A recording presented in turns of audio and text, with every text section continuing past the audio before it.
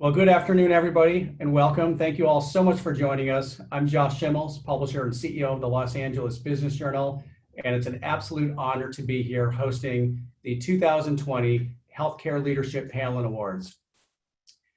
While this couldn't be a more challenging time for healthcare professionals, it also couldn't be a more appropriate time for us to recognize the outstanding work that they're doing on a daily basis to keep all of us healthy and safe.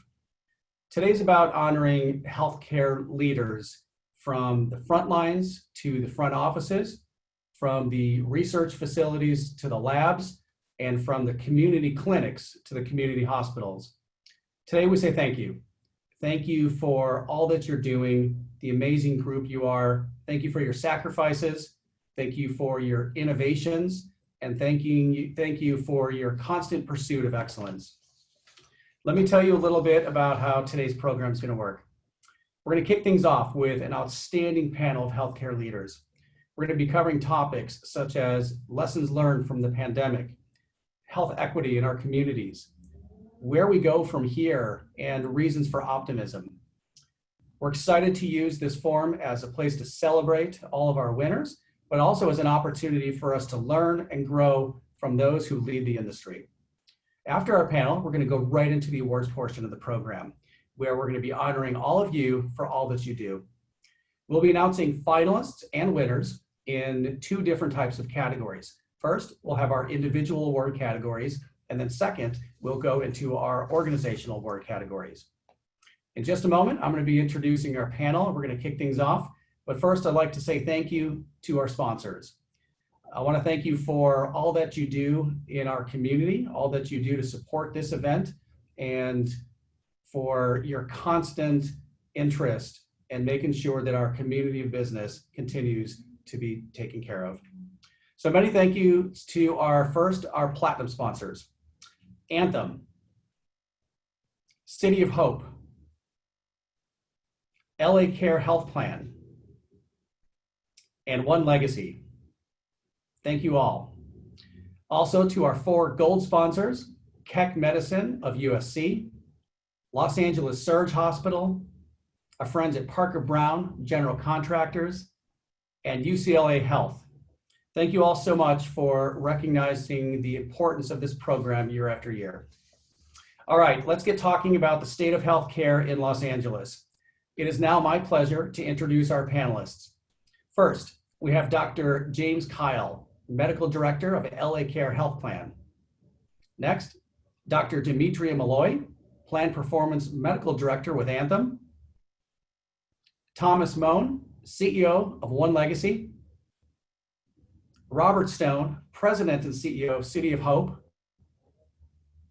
And our moderator today, Denise Pines. She's the President of the Medical Board of California. Denise, thank you so much for joining us today, and welcome. Thank you. Thank you so much, Josh.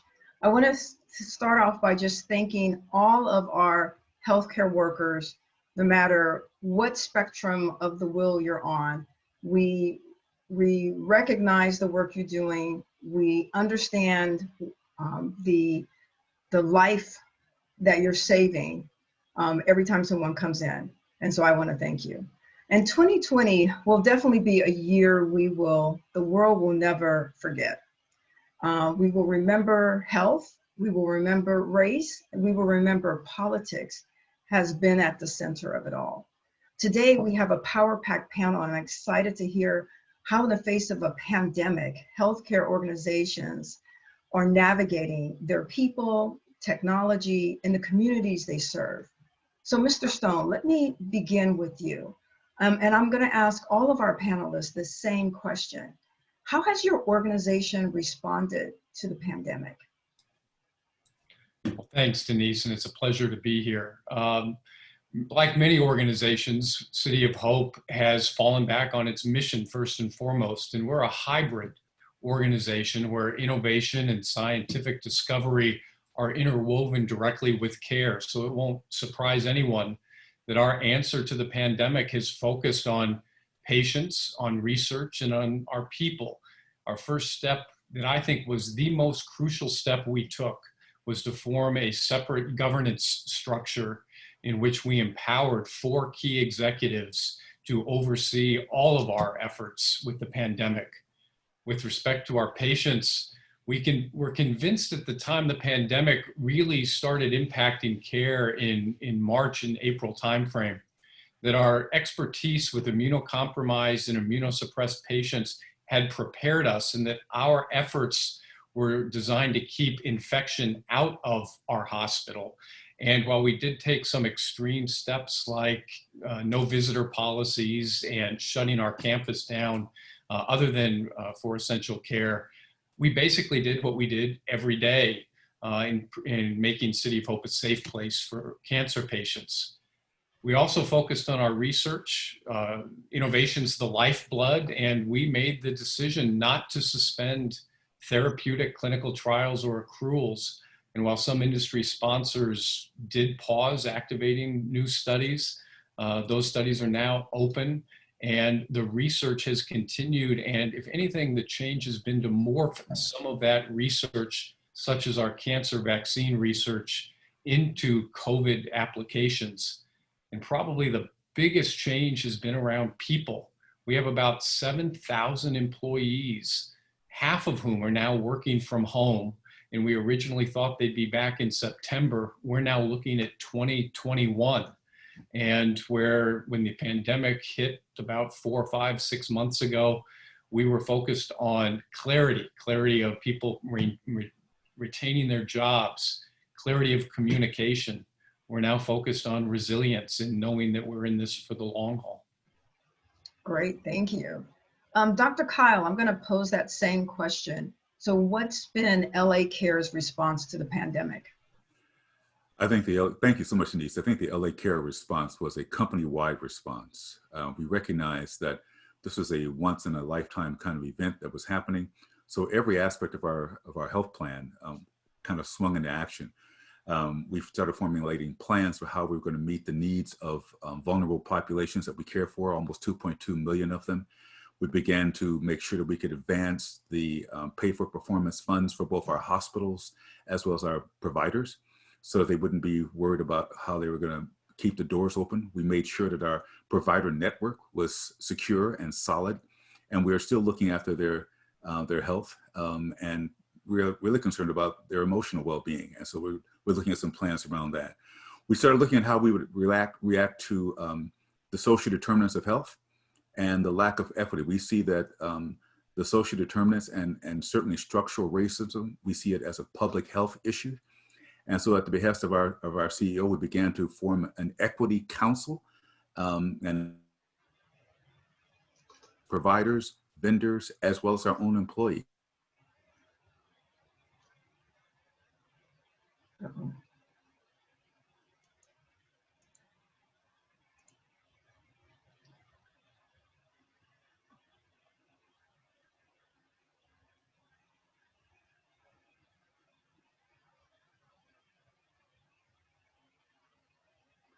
Is it me?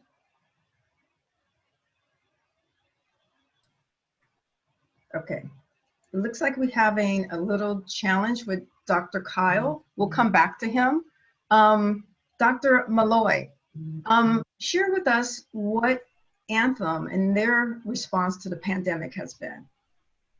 Sure, thank you. I think, a lot of the same areas we'll probably touch on some of what Dr. Kyle was starting to say, and also particularly in Los Angeles, Anthem and LA Care do work in partnership on a number of initiatives, but same thing, company-wide response. I think because we're mindful that the payer touches all the aspects from outpatient to inpatient, nursing home to inpatient facilities, members to all providers, we sort of structured to address all of those different stakeholders within the pandemic and make sure there were point people on our teams, and try to make sure actually as well to engage them in collaborative work groups. I know I'm a part of a number of them as well for Los Angeles and other counties, to make sure that we heard those organizations, we worked collaboratively. Time was sort of the essence. There wasn't, room for duplication and recreation. And so there needed to be a lot more collaboration on that point. I think we tried to really address the different stakeholders from hospitals, clinics, individual practice doctors, and of course our our members. And so I'll start with them to say, I think we did a lot of outreach calls, particularly for vulnerable population, seniors. We tied them into services for both health and social determinants of health oriented services, Meals on Wheels, making sure they had mail order meds, referrals into social benefit programs, telehealth kits for at-risk members, but our pregnant women as well, so they didn't have to come into the clinic, but could still get some care. Definitely tying in our physicians to telehealth. The state was great on relaxing some of the rules around that, and we took full advantage to ensure that we could have the access there, and that our providers felt safe, could manage things, but could still have a lot of access as they were furloughing some employees and trying to make sure things were safe for patients coming in. I think also as well for our state and regulatory partners, we tried to make sure we engaged on calls, we shared data specifically on health equity and health disparities pieces. And definitely just for the larger community, we tried to engage on all sorts of access questions, definitely in the nursing homes, the hotspots that were there were new workflows developed. And then we worked on increasing testing and even got a testing site up in South LA for access reasons. So a lot of things across the board. Great. Mr. Moan, tell me how your organization's response to the pandemic has been. Happily, I have to spin right off what Dr. Malloy mentioned about the time was of the essence, and no doubt the urgency of reacting quickly was important. I think in the earliest days in March, One Legacy connected with our colleagues in Seattle and New York and across the country to learn as much as we could about the manifestations of COVID and as it related to organ donation and transplantation. And so from that point on, we were living in the land of email updates, listservs, and of course, we learned to Zoom.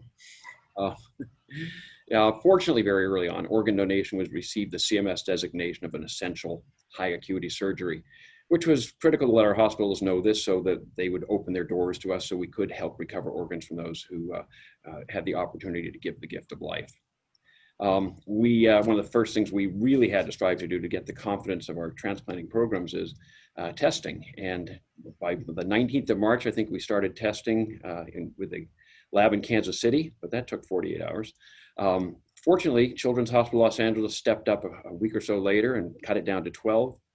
And for recent months, our good colleagues at Keck USC have been doing our testing, and we get a 4-hour turnaround, which is spectacular, and it allows more life-saving transplants to happen. So that's been huge collaboration. I think one of the things that was really critical we focused a lot on was helping our transplant centers to see the value of staying open and not responding too much to the risk of contracting COVID, because we knew the prevalence was fairly low, but we also know that the likelihood of contracting COVID was far less than the likelihood of contracting known diseases in transplantation, and we need to make informed judgments about this. And fortunately, we were able to transplant every organ that was donated. We didn't have any that were lost due to lack of finding a home for somewhere in the region, which was great. I think, and to date, this far along, we've only had 2 organ donor cases that were shut down due to a positive COVID test, which is really spectacular. And interestingly enough, we're only aware of 1 COVID positive donor transplant in the country, and it happened to have taken place here from an organ that came from elsewhere. It was unknown it was COVID positive at the time, and the really good news is the recipient's doing just fine. So it's been very, very educational for us all and very beneficial. And bottom line, internally, obviously we have to take care of our staff and the staff of all the hospitals we're working in. And so far we've had 0 transmissions among our 350 staff. We're in and out of ICUs and ORs on a daily basis. Adjustments in shifts, greater spacing, rigorous mask requirements, things like that. And providing testing to all our staff to ensure that they feel confident has been exceptionally beneficial to us and enabled us to continue this life-saving work. That's great. It's fantastic to hear that you're still able to operate. I think sometimes people don't understand that the wheels still have to keep turning, right? We don't see these sort of behind the scenes situations. I'm gonna come back to Dr. Kyle. I know you had started to share with us what you were doing there from the people to the provider. But what has been your biggest challenge for the organization throughout the pandemic? So it started in March, we're still in it. What's still that biggest challenge? Well, hopefully my internet will stay up so I can get my answer out. I think we had a couple of challenges. The first challenges was, and I think was successfully managed, was sending 1,900 people home to work from home remotely. And our IT team helped out. And so we've maintained our productivity and I think the excitement of the organization around doing great work. And so that was one of the first early challenges. But our second challenge that we were very concerned about was the integrity and viability of our provider network, making sure that our members had access that they needed when many offices were not sure they could stay open, when we had to use telemedicine as one of the other venues for care. And I think that was a challenge for us. So far, it's been successfully met. Our patients are getting access, but we monitor that constantly. We want to know which offices are shut down. We want to know how many hours these offices are open so that our patients can get care. And we monitor that in terms of any complaints we get from our member population. So I think those were our two biggest challenges. Very important. The offices and what time they're open. And that's across the board for almost everything that we're experiencing right now. Mr. Stone, what are some of the most important sort of lessons learned from this pandemic for your organization? Well, Denise, the most important lesson for me is learning that Zoom is a verb. So beyond that, I think there are 4 or 5 that will stick with us. One, that doctors and nurses are the heroes that we always thought that they were. We talk a lot at City of Hope that the saying that adversity forms character actually isn't right. It reveals character. And I've seen first and foremost what dedicated healthcare providers are willing to do and how they rise to the occasion. So that's one. Mm-hmm. 2, speed's the new normal. And in some cases, that's radically different for healthcare. Speed of implementing innovation, speed of looking for new solutions to problems, and speed in looking for new ways to deliver care.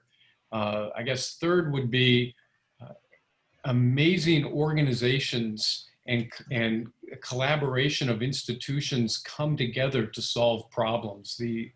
This had been heading this way for some time, mm-hmm. but I think the pandemic accelerated organizations working together for the greater good.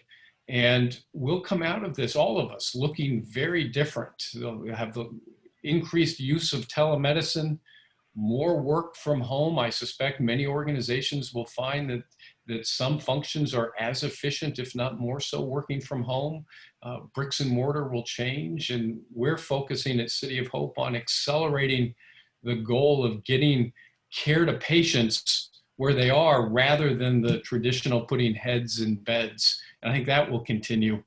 And then finally, but certainly not last, is Denise, you talked about health and race and politics for 2020. That's become even more apparent now in the field of health disparities, where health and race come together and where we try to keep politics out of it.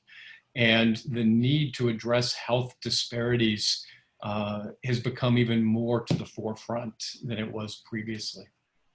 I completely agree. And that I think what you said, speed and the adoption of technology is what I've seen miraculously across all spectrums of what we are engaging with. Mr. Moan, this is a 2-part question. So first, how many people are currently on a donor waiting list in Los Angeles or across the country? And then second, what would you say to potential donors and families right now?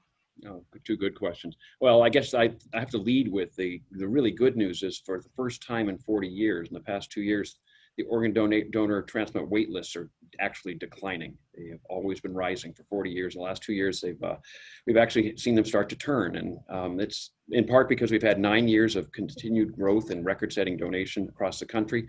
And here in Southern California, we're up 30% in just the past 5 years alone. So that's the good news side of it. Mm-hmm. The challenge, of course, is there's still 109,000 people around the country on a wait list, 8,700 here in Southern California, who need a transplant and are depending upon us continuing this work, whether it's through the pandemic or every day of the year. Here, it's especially challenging because we do, as we know, we live in the most culturally and ethnically diverse region of the country.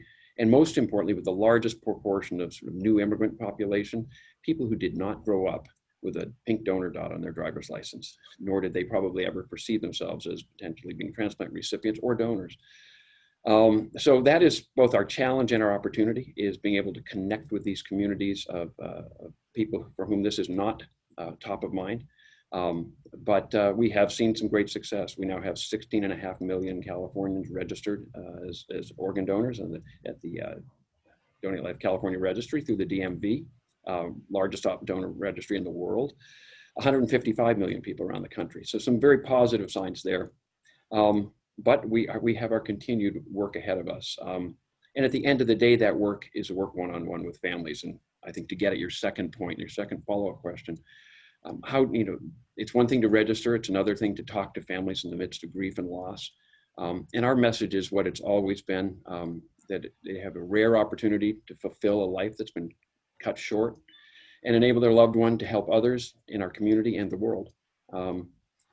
Interestingly, during the pandemic, we've actually been in a position to actually help families get a little more time with their loved one, and which they've been limited because of trying to limit the number of people in hospitals. But our hospital colleagues recognize this unique opportunity and this unique challenge and have been very supportive of this.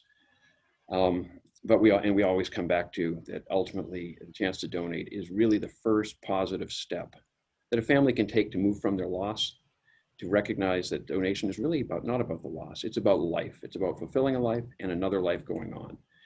And that gives family the first vestige of getting some control back in their own now shattered existence, with a chance to honor their loved one's memory and life. So we continue that message. And frankly, I've got to give a thank you to all of our healthcare hospital colleagues for allowing us to do that during the pandemic. Great, that's fantastic. I'm really impressed by the numbers of people who have actually registered. That's amazing. Dr. Malloy, how is your organization addressing health disparities that exist among communities of color, from both an internal and external standpoint? Definitely recognized by upper leadership as an important thing for us to always pay attention to, but even more now, and appropriately even sort of leverage political will and the awakening across the nation around it to galvanize that support to move things in the right direction. I think specifically for our organization, we've made sure that we can be good at and be better at the things that are under our purview, so that we can be the best partners and arm others as well. So for example, being data driven, I think we're trying to be better at collecting, better at mining data, better at organizing it, better at putting it into formats and ways that mean something to us and that we can track, and that also can mean something to external partners and information that they want to know and track for their patients that they're caring for. I think as for certain examples, we've learned that you have to sort of comb the data to find populations that might not be meeting metrics that you're holding and the standards you're holding across the board. We've partnered to help with the Hmong population, breast cancer screening in one area, Southeast Asian vaccine rates in another. And I think in particular, I'll focus on two things, which is our maternal birth equity program. I think that's a very sort of low-hanging fruit that everyone recognizes the gap between African-American and Asian Pacific Islander women and Indigenous women and their birth outcomes as opposed to the Caucasian population, and the huge gap that's there. And from our perspective and the things that we could help with, we leveraged both knowing, helping the providers understand the data, understand their possible influences, institutional bias, how they can counteract that, how they can be productive in turning the tide on that, and also in empowering members. And specifically, we local solutioned with community-based organizations to set up a doula program to know what aspects were important to include for that patient contact and how it should look and how it could be sustainable and scalable through different areas, and really solve what the community labeled as the issues and have that empowerment be the case. One other thing I'll call out is, I think specifically for COVID and health disparities, obviously it has been noted that there are disparities amongst certain races and ethnicities, and also essential workers and different populations that are bearing the brunt of this pandemic. And so we partnered to make sure that we could open up more testing access in South Los Angeles in particular, and partnered with community-based organizations there for positive messaging and trustworthy messaging there in order to make sure it was really a community benefit. Great. That's amazing. Data is very important in being able to start to tackle some of these issues. Mr. Moan, how has your organization sort of addressed health disparities that exist among communities of color from both an internal and external standpoint? Well, because we work with people of every ethnic, cultural, racial, and socioeconomic group, One Legacy has long strived to hire from those community groups first, to be able, most importantly, to be able to communicate and connect with families at time of loss. Fortunately, transplantation, it really is pretty much colorblind because it follows medical need first. Thus, transplants here follow population diversity, but vary slightly due to varying needs and rates of organ failure. For instance, Latinos, Hispanics make up 49% of our population, receive 48% of transplants, while Blacks make up 7% of our population, but receive 11% of transplants because the organ failure rates are a little higher there. While Whites make up about 30%, but only receive about 24% of transplants. So it's mimicking, but not identical because of the medical need driving this. But the stats remind us that the diseases and organ failure are not always even-handed, and the need for transplant is greater in communities of color. So upon with the social justice movement and unrest happening right in the midst of COVID, it was an opportunity to shift what was going to be a very, we think, vibrant community webinar program to reach out to communities, but specifically to focus it and talk about access to transplantation among communities of color and the importance of registering to be a donor in all of our communities. One of the things we know here in Southern California this year, at the time you could have death when somebody can be a donor, Whites donate 90% of the time. Latinos about 77%. And Asian and African-American Black populations about 65% of the time. These rates reflect a lot of cultural issues and historical issues, which I think we're all somewhat aware of, and I won't go into them, but they're very real and we have to address them.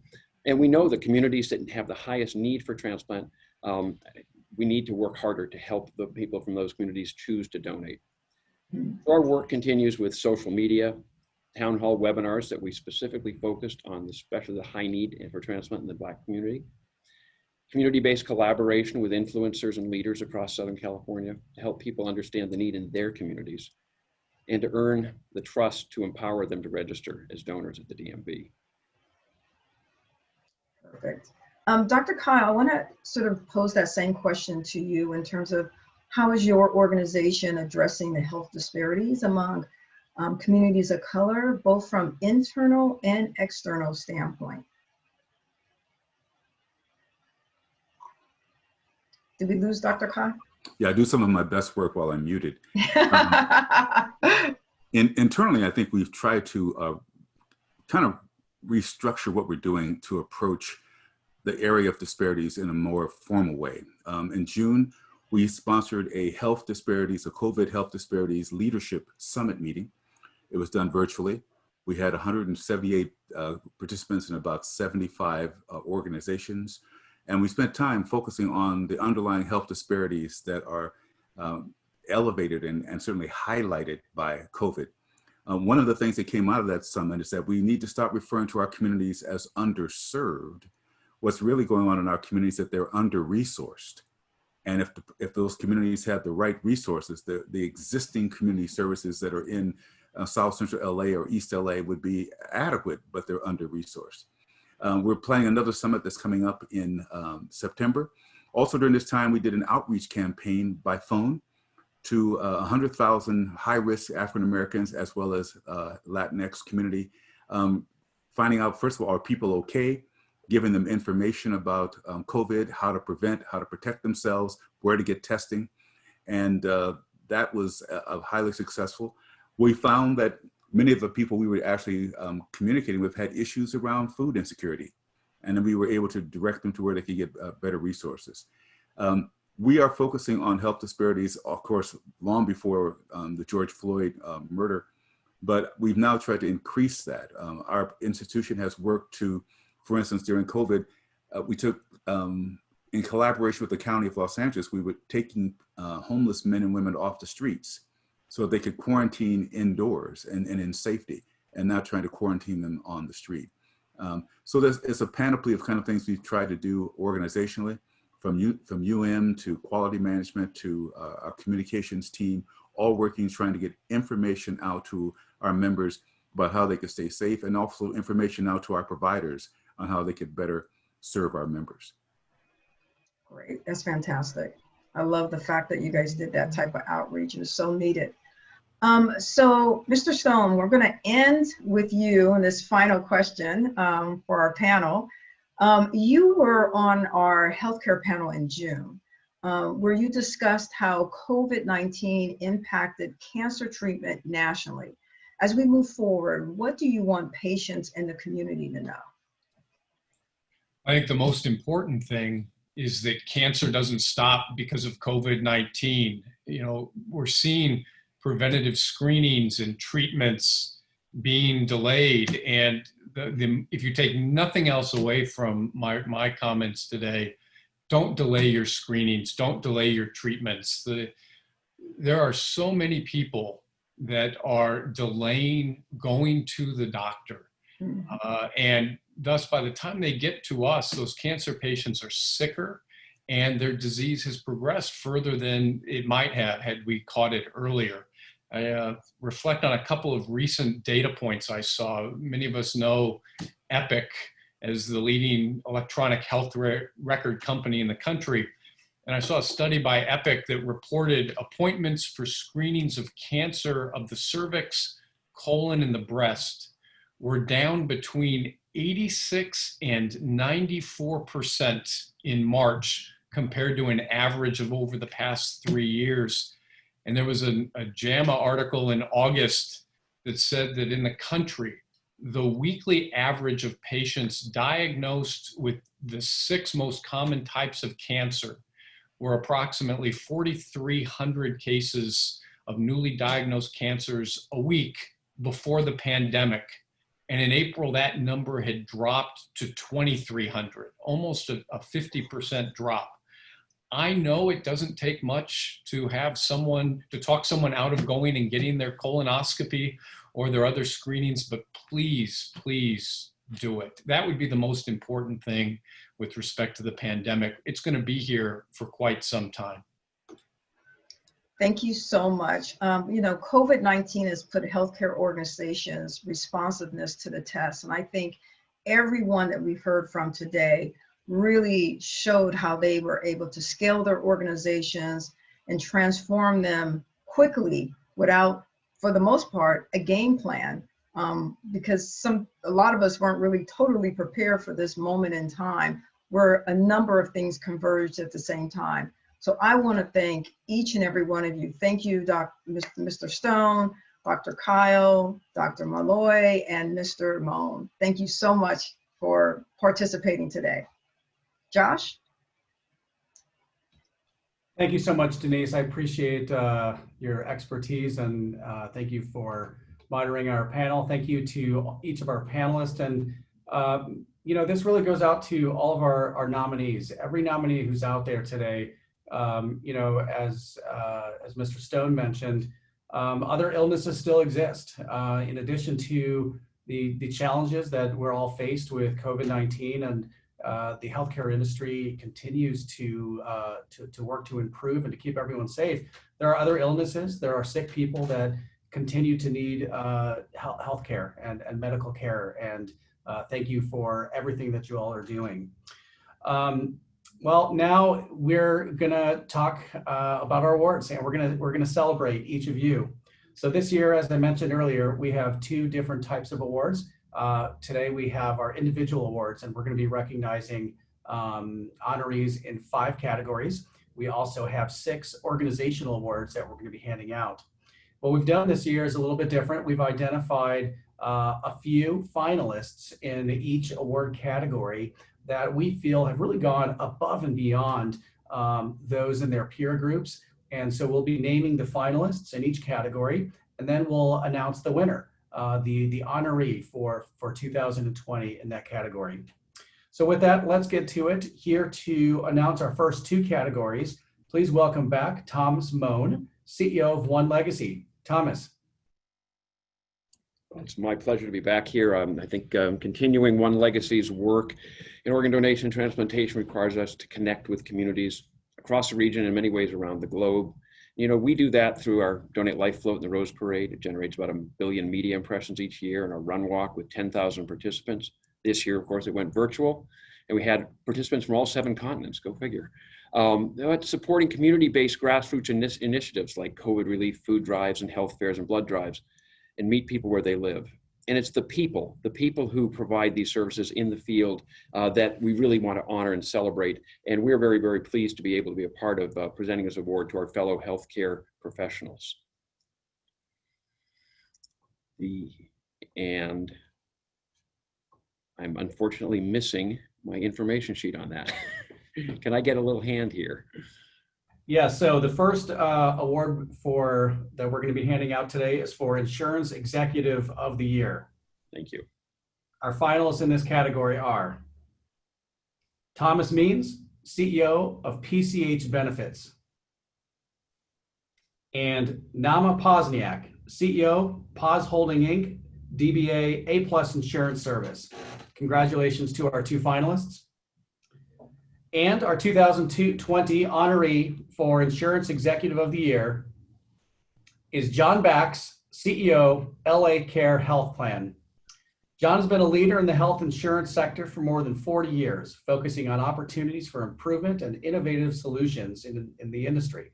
Since taking the helm of LA Care Health Plan in 2015, Bax has launched several significant efforts to add value to the health plan's members and providers.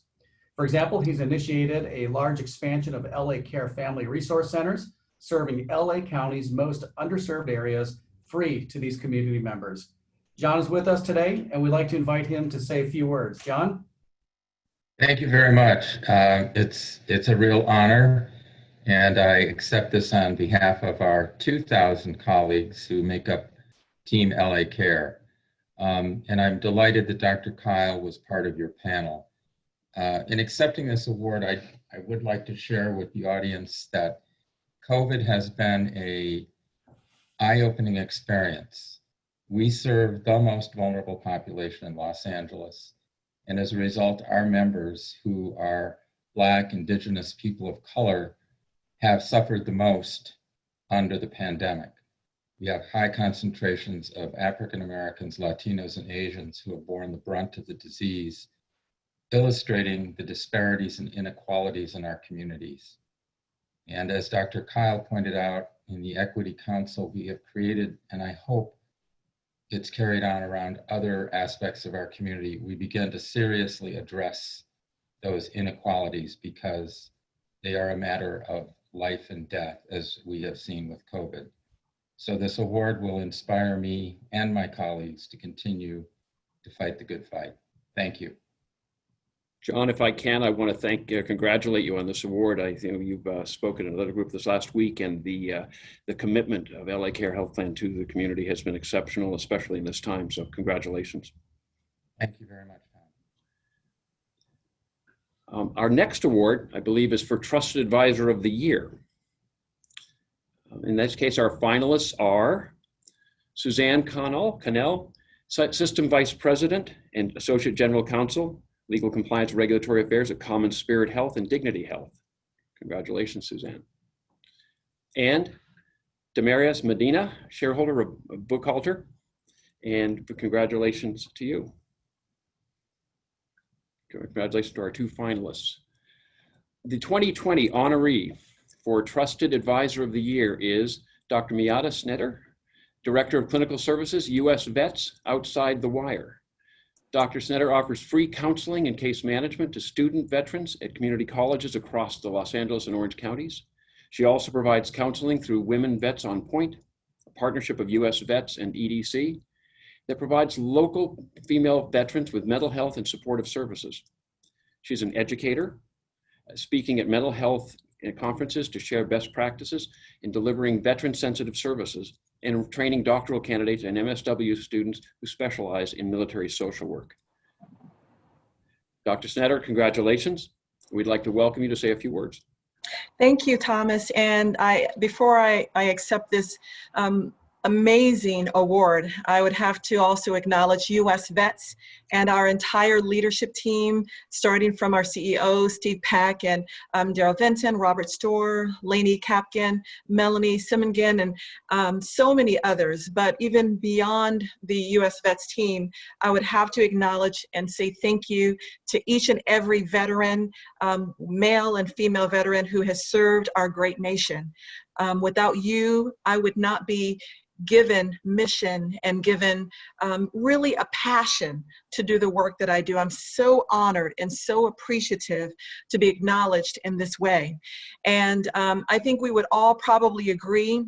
Many have said it before me, many have said it in a better way than I can, but we recognize that challenges, COVID being one of them, always presents us with an opportunity to rise to the occasion.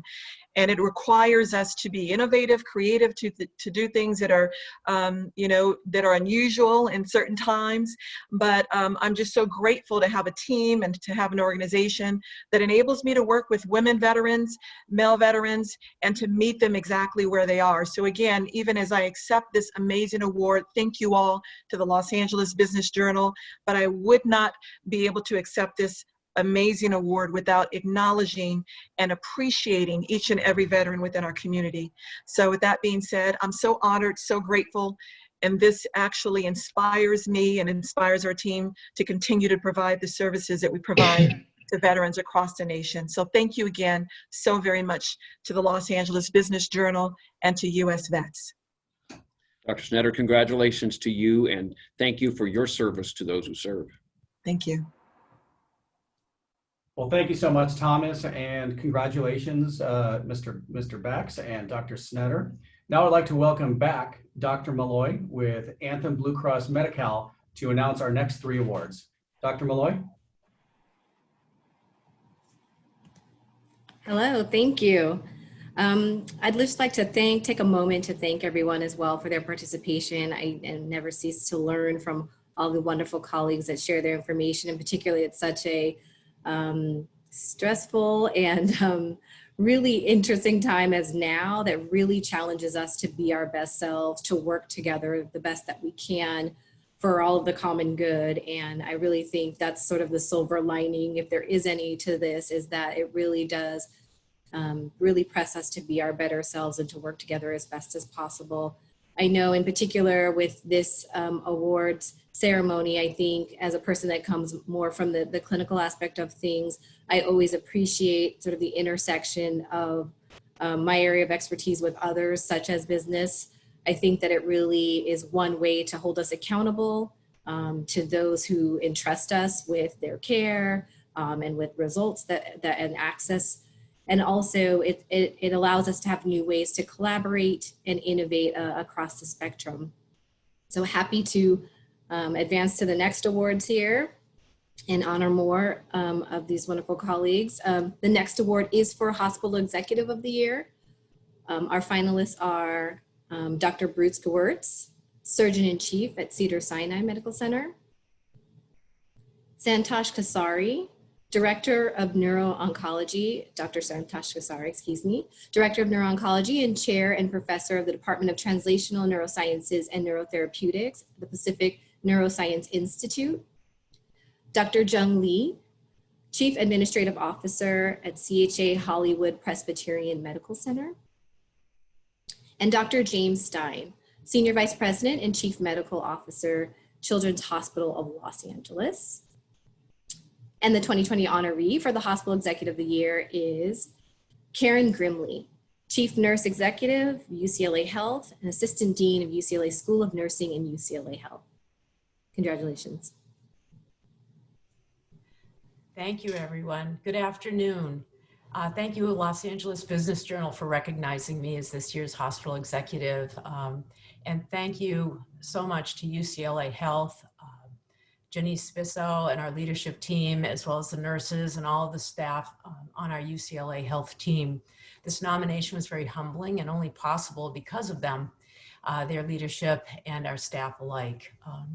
It's been a crazy year. I think we talked about it on the panel as far as unprecedented change, whether it be because of the changing dynamics of our society or it be because of COVID. Each day challenged us in new and different ways. And I have to tell you that my success and the success of UCLA Health was founded on the collaboration, communication, and commitment of everyone. And it brought us through with flying colors. When I look back on the things that we were able to do just through April, it was a little alarming.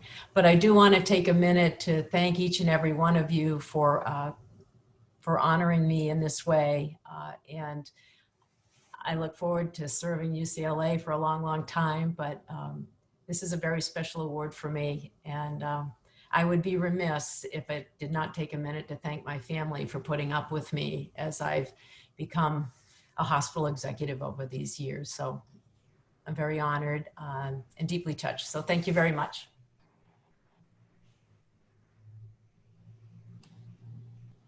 Great, congratulations. Our next award is for Hospital CEO or President of the Year. Our finalists include Rob Curry, President and CEO, Eminent Health; Alice Asai, President of Adventist Health Glendale; Janice Spisso, President UCLA Health, CEO UCLA Hospital System, and Associate Vice Chancellor of UCLA Health Sciences and UCLA Health; and Robert Stone, President and CEO of City of Hope. Congratulations to all our finalists. The 2020 honoree for Hospital CEO or President of the Year is Rod Hanners, Interim CEO of Keck Medicine of USC, CEO of Keck Medical Center. Congratulations. Thank you. I want to thank Josh and the Los Angeles Business Journal. There's a lot of titles on there. Pretty busy these days, I suppose. When I look at the finalists, I'm humbled by even being mentioned among my peers and the talents of Robert at City of Hope and Janice, UCLA, Elise at Glendale Adventist, as well as Bob at Emanate. Individuals that I deeply respect and have done so much for our industry and have done so much for the city of Los Angeles, not to mention their respective communities. So very humbling indeed. I'd be remiss if I didn't acknowledge the fact that any success that I've had as a direct result of the executives I get the privilege of working with each and every day here at Keck Medicine of USC. And so in that regard, I humbly accept the award on behalf of all the many great faculty and administrative leaders here at Keck Medicine of USC. And I'm just blessed to work with a bunch of talented individuals that take their work very seriously in working with our communities and working with throughout this COVID process, which has taxed all of us. And so again, very grateful and thank you so much for the award.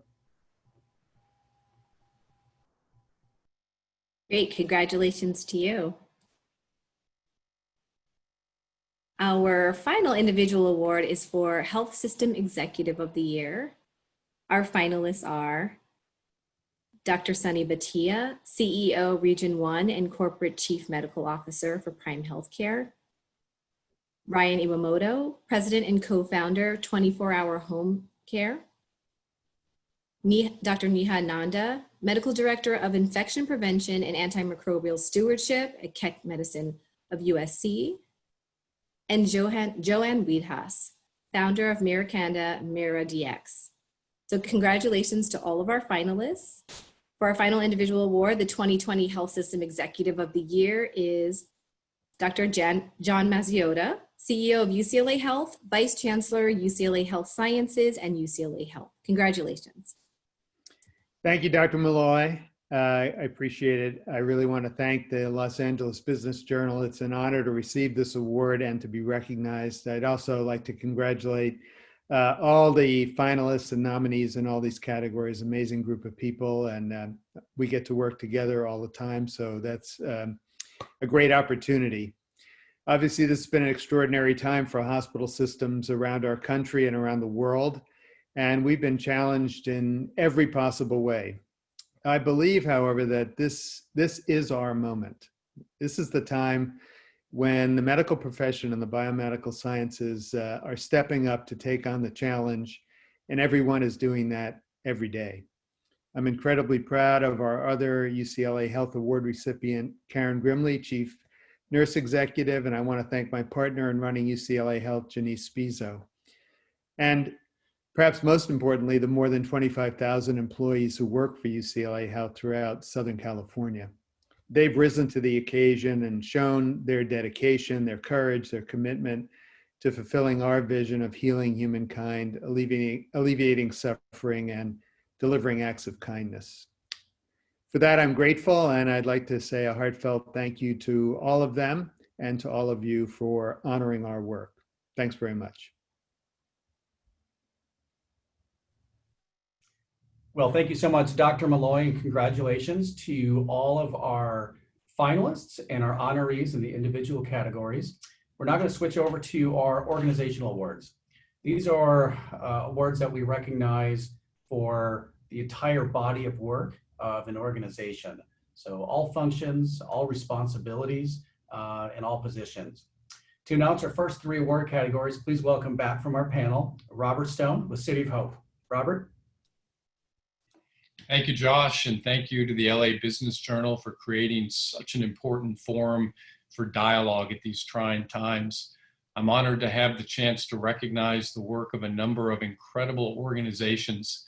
And it occurred to me as I participated and listened to the panel, there were a number of themes that were mentioned that were common across industries: collaboration, speed, accelerating innovation, focusing on the health of our communities. And in this pandemic, it becomes even more important than ever for organizations to keep their missions front and center and remain focused first and foremost on bettering lives of our communities, the nation, and people around the world. And each of these nominees and award-winning organizations do just that. The first organizational award is for the Service Provider of the Year. Our finalists are Right at Home and Worksite HR Insurance Solutions, Inc.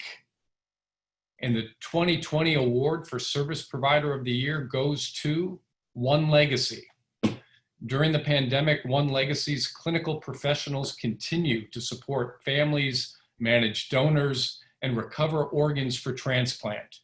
As a result, One Legacy is on pace for more than a 10% increase in organ donation over last year's record-setting numbers. They accomplished this by collaborating with our community's hospitals to ensure that the lives of desperately waiting recipients were prioritized as highly as COVID-19 patients, enabling life-saving services to both critical patient groups while fulfilling the wishes of donors and their families. Here to accept this award is Thomas Moan. Well, Robert, thank you very, very much, and thank you to the LA Business Journal. On behalf of One Legacy's 350 healthcare professionals, our donor families, living donors, transplant recipients, ambassadors, our colleagues at each of the transplant centers, hospitals, county and community colleagues across Southern California, all of whom responded at a moment's notice to save a life through organ, eye, and tissue donation and give greater meaning to a life cut short. I want to thank each of you for being our partners in this good work. And I want to send a thank you out to the Los Angeles Business Journal for your good work to build community and making this award possible. Thank you all. Thank you, Thomas, and congratulations. The work that you and One Legacy do is incredible. Our next award is for Educational or Institutional Program of the Year. Our finalists are Simple Practice and UCLA Office for Clinical Research. And the 2020 award for Educational or Institutional Program of the Year goes to Keck Medicine of USC's Care for the Caregiver program. As the COVID-19 pandemic hit, USC and Keck Medicine of USC quickly realized frontline healthcare workers faced high levels of stress. In response, they created a comprehensive Care for the Caregiver program, giving members access to complimentary hotel accommodations to stay away from home and safeguard family members, therapy sessions, meals, groceries, toiletries, and comfort items to help them recover and unwind. The program includes music therapy, financial and legal guidance as well. Because of the Care for the Caregiver program, healthcare workers know that they never have to face their stress alone. Here to accept the award is Tammy Capretta, Chief Transformation and Risk Officer with Keck Medicine of USC. Thank you so much. And on behalf of Keck Medicine of USC, we want to thank the Los Angeles Business Journal for this much appreciated recognition. This has been an extraordinary moment in all of our careers, and we continue to be inspired by the remarkable dedication and courage of all of those that are on the front line caring for our patients. The program that you're honoring today, though, represents an additional form of dedication.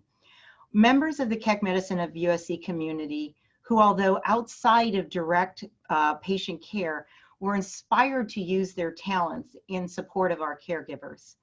The Care for the Caregiver team came together, a group of multidisciplinary professionals, patient experience, HR, risk, psychiatry, food services, people who said, sign me up, I want to do something to care for those that are taking care of our patients.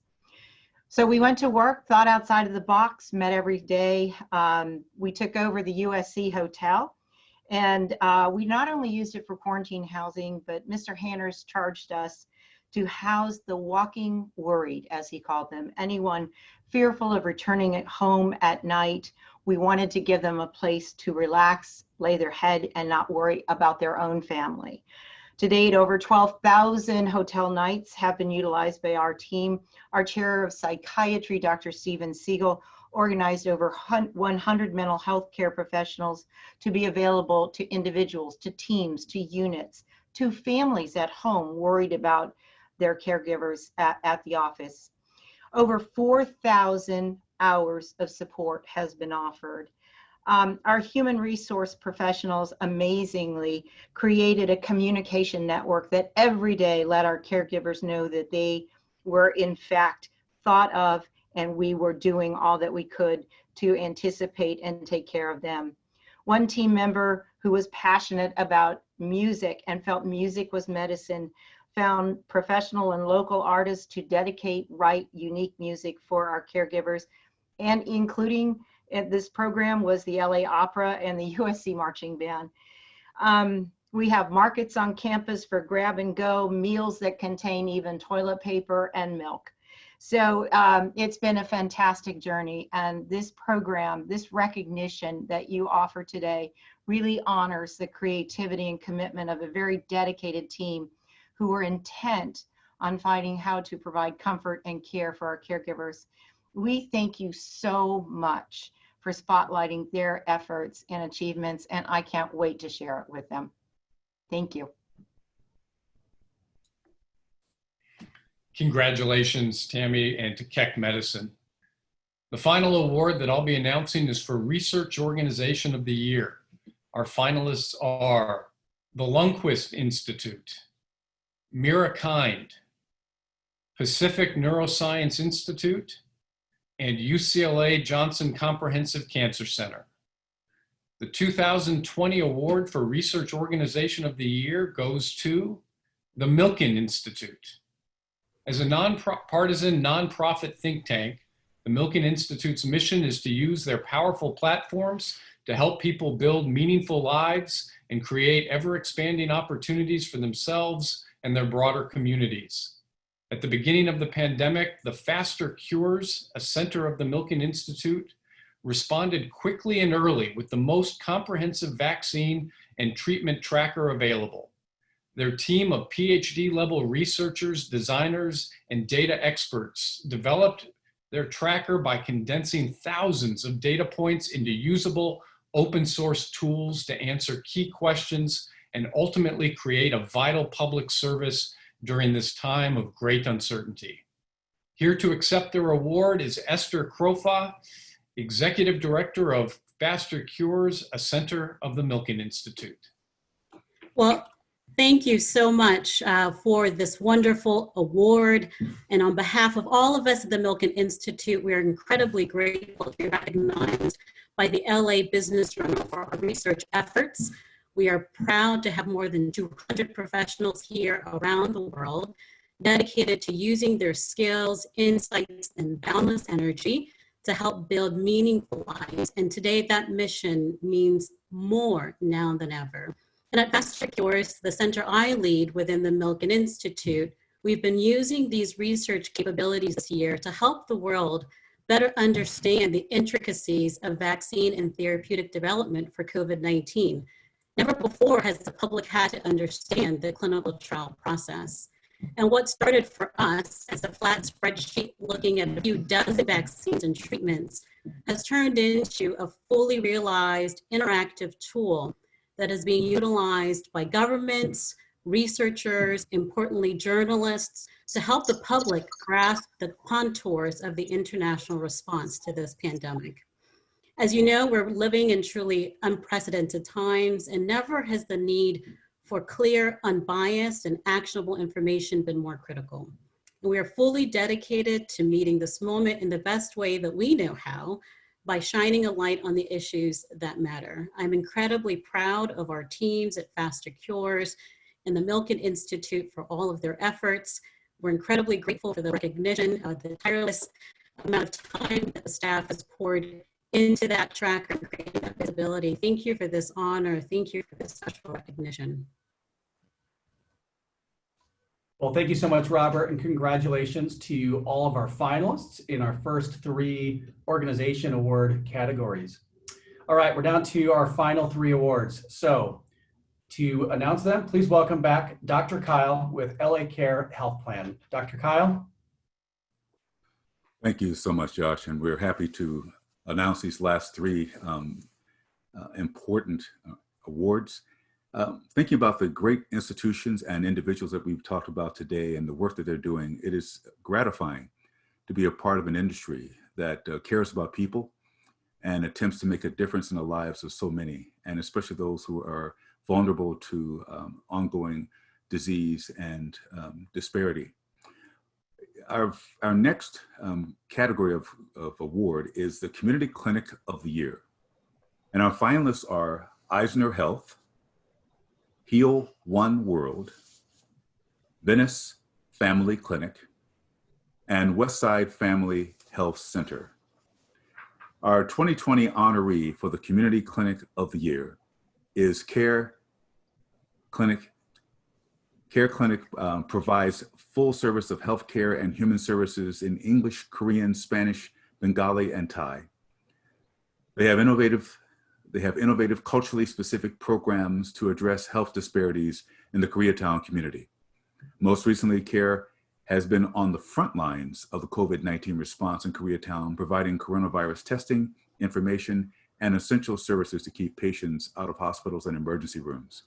Care has collaborated with the local partners to provide hot meals, grocery boxes, cloth masks, hand sanitizers to low-income patients, seniors, and homeless. Here to accept this very well-deserving award is their CEO, Erin Pack. Thank you. It's truly an honor to be accepting this award on behalf of the Care Clinic team, board of directors, and more than 19,000 patients we serve. Across the nation, health centers serve more than 29 million patients. We're also a major economic engine in our communities. We create $55 billion in total economic activity and hundreds of thousands of jobs. 1 out of 6 Californians are served by a community health center like ours. But we're far more than just a health center. We're a source for diapers, school supplies, clothing, groceries, and even holiday toys. During COVID, Care Clinic delivered more than 11,000 hot meals to seniors. We're so honored to be recognized today with our distinguished colleagues. Care Clinic began as a one-room referral office in Koreatown. Today, we operate 5 sites, including adult day healthcare centers. In the past 10 years, we've experienced more than 500% growth. Care is the only full-time nonprofit health center in the nation that provides a full suite of services in the languages earlier provided: English, Korean, Spanish, Bengali, and Thai. Our patient base is a reflection of our city's rich cultural diversity. Our work is critical, meaningful, and fulfilling, but it's also challenging, especially this year. Please remember our neighbors who have lost their jobs or fallen ill. We thank you for this honor and recognition as we renew our commitment to eradicating food insecurity, homelessness, and health and racial disparities in our country. Thank you, stay safe. Congratulations, Erin, and thank you so very much. We could have probably named about 25 winners in this next category. It's been a difficult task narrowing it down to finalists. But the next award is for the COVID-19 Response Team of the Year. The finalists are Altamed Health Services, Children's Hospital of Los Angeles, MiraDX, and USC Verdugo Hills Hospital. A heartfelt thanks to all those nominees and the finalists in this category. Our award for the COVID-19 Response Team of the Year goes to Los Angeles Surge Hospital. The state of California, Los Angeles County, Dignity Health, and Kaiser Permanente partnered to open the Los Angeles Surge Hospital, commonly known as LASH, a temporary facility that added critical needed beds to help the safety net meet the expected needs of a surge of patients from COVID-19. In less than 30 days, the partnering organizations transformed a local decommissioned facility into a fully operational COVID-19 hospital prepared to serve 250 patients. LASH not only added vital resources at a pivotal moment, but also provided complex ICU services to some of the most vulnerable patients affected by COVID.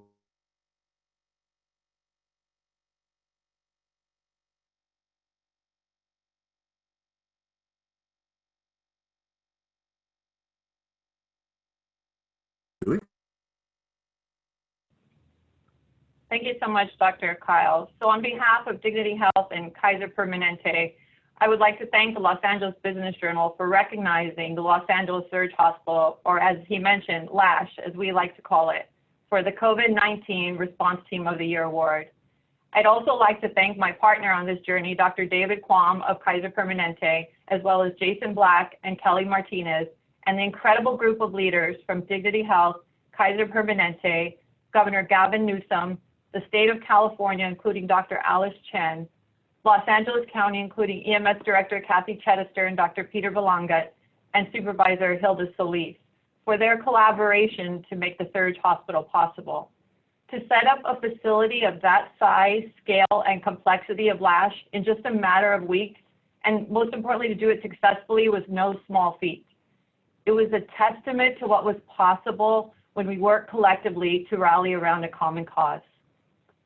This unique public-private partnership was the first of its kind in the United States, and it was certainly an experience I will never forget.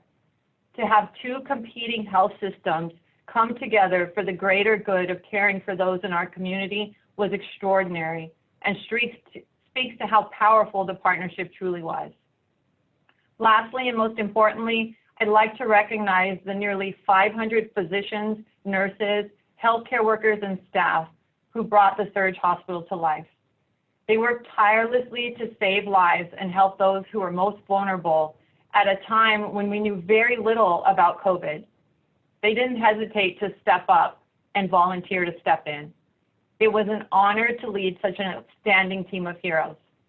Thank you very much for recognizing the incredible work of our LASH team. And now I'd like to turn it over to my partner, Dr. David Quam. Thank you, Julie, and thank you too for your team at Dignity Health, because having you as a partner was really one of the true joys of this this project. As you mentioned, I'd like to thank the hundreds, and it was hundreds of healthcare workers, nurses, doctors, respiratory therapists, pharmacists, radiology techs, housekeepers, dietary. I could go on for days with the classifications of jobs that we had to open up such a complex hospital. These heroes joined us on this journey without knowing what the journey was going to be like, except that they would be helping others in need during a very uncertain time. As Julie mentioned, I think Kelly Martinez and Jason Black both deserve our recognition, our COO and Chief Nurse Executive, who really kept the day-to-day operations running smoothly. I've had the privilege of being involved in many, many impactful projects in my tenure in healthcare, and being part of the LASH team and working alongside these dedicated professionals was among the most meaningful endeavors that I've ever had. This project really demonstrates what is possible when organizations come together with a shared purpose and vision. Kaiser Permanente, Dignity Health, the state of California, the county of Los Angeles all share a mission to improve the lives of the communities we serve. And I know I speak for all involved in this project that we are humbled and grateful to have done our part at a time of great fear and uncertainty.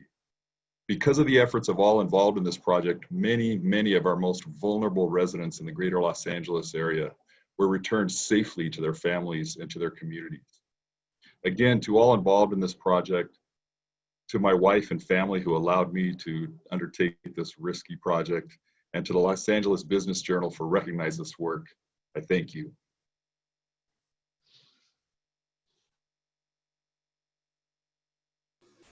Thank you so much. And we want to thank all the work that's been done at our LA Surge Hospital. Our final award for this program is the program for the Hospital or Medical Center of the Year. And the finalists include Adventist Health Glendale, Children's Hospital of Los Angeles, City of Hope, and UCLA Health Ronald Reagan Medical Center, UCLA Medical Center in Santa Monica. And finally, our 2020 Hospital or Medical Center of the Year award goes to Cedars-Sinai.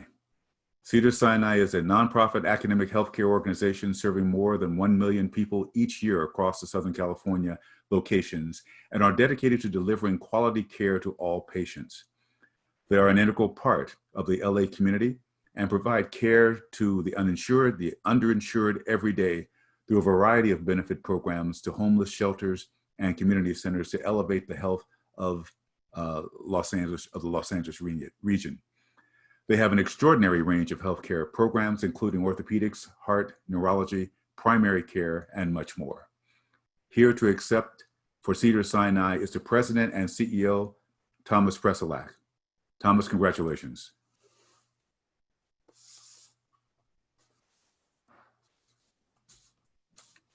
Thank you very much, Dr. Kyle. And on behalf of Cedars-Sinai, I'm very pleased to accept this award. And I want to thank the Los Angeles Business Journal for presenting it to us. You know, as I listened to the panel earlier today and then these awards, it's just another reminder of how fortunate we are here in Los Angeles to have the kind of high quality organizations that have been represented both in all of these awards.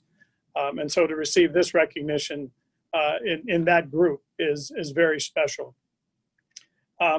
Many of the speakers talked about the past year and all of our COVID experience, and like all of you here at Cedars-Sinai, it really was, frankly, one of the most special moments of my 40-year career here at Cedars-Sinai, watching the people of Cedars-Sinai respond in the way they do and the way the community has come to expect of us over the years.